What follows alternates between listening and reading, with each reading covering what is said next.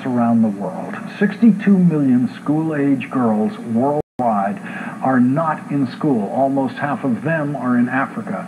I've told you about the situation in Malawi, where only 7% of girls complete high school, which is half the rate of boys' high school graduation there. Public high school in Malawi and many other African countries is not free. Most families can't afford the tuition fees for any of their children, but with luck they might be able to squeeze together the money for one of their children to go to high school, and that child is far more likely to be a boy than a girl. That's why we started a scholarship fund for girls as part of the KIND Fund, our partnership with UNICEF that provides desks for African schools and now scholarships for girls to go to high school. This week, 500 remarkable young people who made it all the way through African high schools are in Washington at the Mandela-Young-African-Leaders Summit.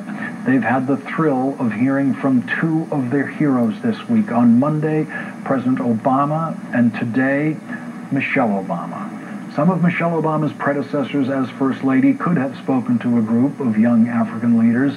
Some of those First Ladies could have said important things, memorable things. But no other First Lady in American history could have shared the kind of personal memories and insights that Michelle Obama did today with the Mandela-Young-African-Leaders. This was a day when all Americans could take pride in the fact that a woman like Michelle Obama has the unique position that she does in this country, and that she used that position to inspire people who we have every right to hope are well on their way to making this world a better place. Now I'm going to get out of the way and let Michelle Obama do the rest of the talking. I could give a perfectly fine speech today about increasing investments in girls' education around the world, but I said I wanted to be honest. And if I do that, we all know that the problem here isn't only about resources. It's also about attitudes and beliefs. It's about whether fathers and mothers think their daughters are as worthy of an education as their sons. As an African-American woman, this conversation is deeply personal to me. The roots of my family tree are in Africa. As you know, my husband's father was born and raised in Kenya. And members of our extended family still live there. I have had the pleasure of traveling to Africa a number of times over the years, including 4 trips as First Lady. And I brought my mother and my daughters along with me whenever I can. So believe me, the blood of Africa runs through my veins, and I care deeply about Africa's future.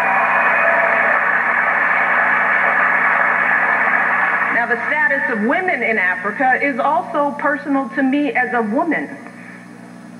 See, what I want you all to understand is that I am who I am today because of the people in my family, particularly the men in my family who valued me and invested in me from the day I was born. I had a father, a brother, uncles, grandfathers who encouraged me and challenged me, protected me, and told me that I was smart and strong and beautiful.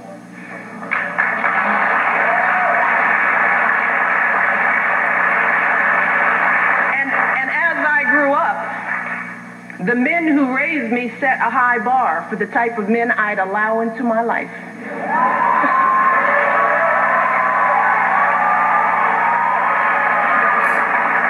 Which is why I went on to marry a man who had the good sense to fall in love with a woman who was his equal.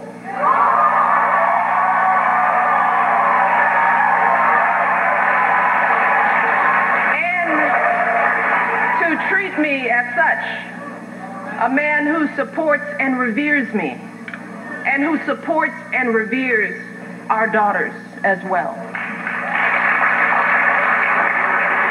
Leadership is about creating new traditions that honor the dignity and humanity of every individual.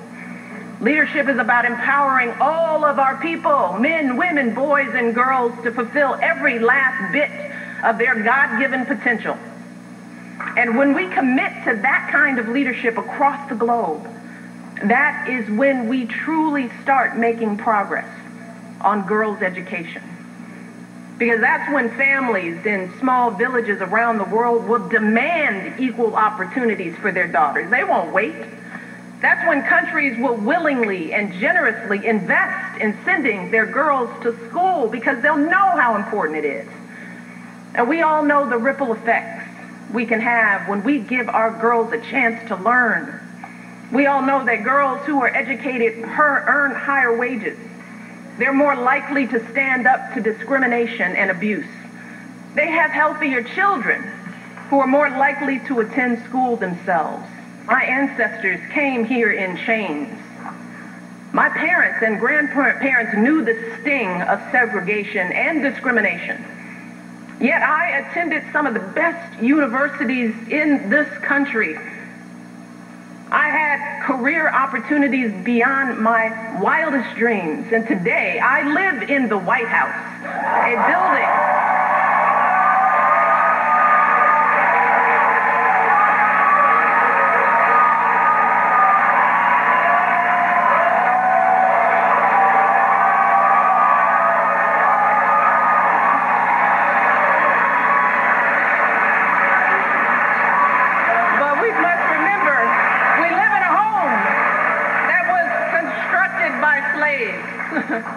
Today I watch my daughters, two beautiful African-American girls walking our dogs in the shadow of the Oval Office.